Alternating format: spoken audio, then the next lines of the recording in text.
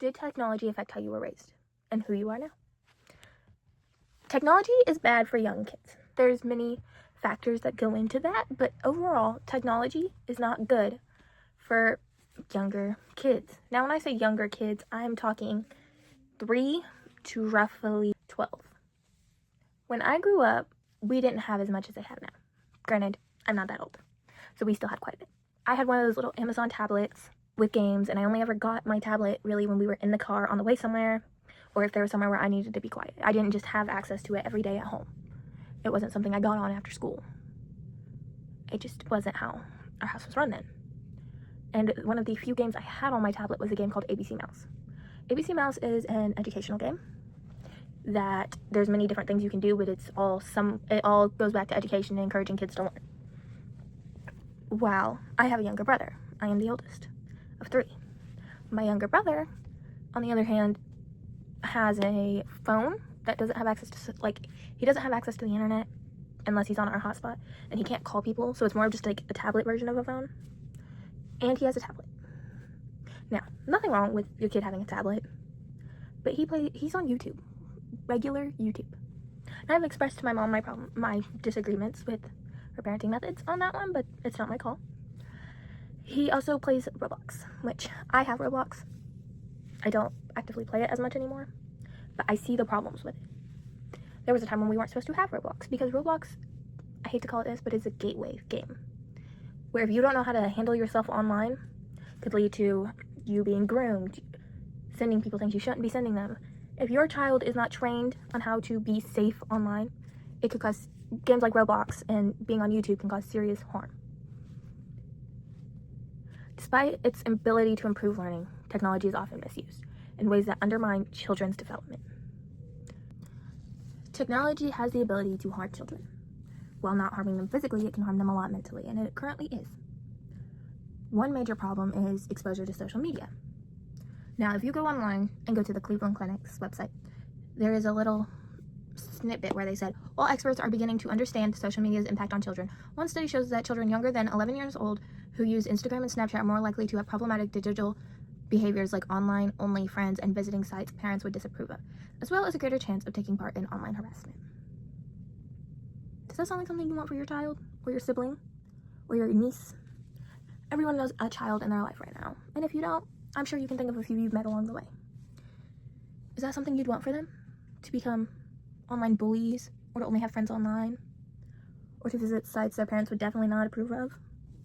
It's not. It's just not. Another good example of kids being exposed to things on social media and generally out there apps are my sister's kids. Her kids are very ill-behaved children. I think part of that, of course, is her parenting, but another part of that is how much they are online. For example, my sister's son recently was caught harassing people online, sending naked pictures on Fortnite, which I've never been on Fortnite. Okay, that's not true. I've been on Fortnite like twice. I don't understand it, so I don't know how he did that. And another one of our kids was sitting there texting fully grown men on Roblox. There are problems with unmonitored children being on things like that. Because yes, her kids were ill-behaved, and yes, that is a sign of bad parenting. But that could happen to anyone, whether you're a great parent or not. If your child has access to things like Fortnite and Roblox at the age of 9, you can't fully expect them to be safe. And yes, kids are taught, even in schools, about online safety. It was a big thing we were taught about in schools. We would even go to this app called like Intercom or something. It was just something, or it was Undrumcom. But it was something the school had us go to, which had all these little islands, and you had to practice internet safety. It was very good, because even now, as a 16-year-old, I see someone adds me on Snapchat, and my first instinct is, well, I don't know them, so I better look more deeply into this, because I know what could happen if I don't. I even know people my age who, as kids, had too much access to social media and fell prey to the dangers of it, who have been manipulated by people they didn't know. Especially, like, if you get on TikTok, there's this thing called iPad Kids. I'm not saying it's a good thing that we're grouping up a whole bunch of people into one little category that's been known to cause problems throughout all of history, but iPad Kids are rough. Like, there's no other way to put it. They're struggling. iPad kids are kids who have had an iPad in their hands since they were like 2, who are known to be aggressive and very dependent on their iPad, on their tablet, on their phones. They're dependent on that device. They need that device, according to them, to function. That is horrible. I do not think you should need a device to function. As a high school student, we actually were talking about this in my English class, and my English teacher asked us if we think we could do without our phones. Most of us said no, and then he said, well, what if we give you a flip phone with no social media? We all agreed, because then it takes away everyone having it. If no one has it, there's no problem. Now, I'm not saying we should take away social media and all go back to flip phones, because flip phones are quite hard to work, in my opinion. But it comes to we are not dependent on our devices for the social media of it. Like, I need my phone because my phone has an alarm that wakes me up in the morning for school. I don't need it to survive. I need it to get up in the morning. Because I don't have a real alarm clock, because I just never bought one. But we have social media because that's how we communicate now. There's also a lack of monitoring from parents, I feel. Like, parents aren't monitoring what their kids are doing.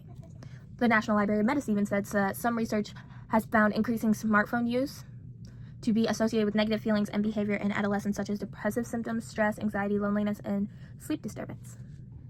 None of that should be happening to a 7-year-old. And it is, because of technology.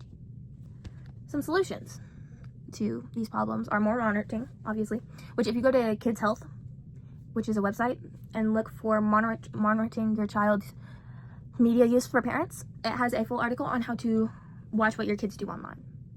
Another thing is social media training your kids how to navigate the internet, so that when they see something, they know to say something to somebody. Following age restrictions on apps is a major thing a lot of people don't do. Like, even me personally, I don't do it. There were apps I had long before I should have, because the app age restriction was like 16 and I was like 9. That should not be a thing. And it is. But when it comes to a 6-year-old, they should not have an app that's rated 18 and up. They shouldn't. Or even really 12 and up. But you need to look at what your kid is getting. Like my mom, another way she monitors what my brothers do online is that my other brother has to get her approval before he can download any app. He cannot download an app without her permission and her password. Which I don't even know, so I know he doesn't. So, in summary, something needs to be done. Otherwise, a lot more kids are going to start having a lot more problems. Technology can make or break your kid's future, which can make or break the future, as kids are the future. So decide what kind of future you want. Do you want a future where kids are addicted to social media? Or do you want a future where people can depend on something without completely being dependent on it? And where social media and our cell phones are tools, not addictions.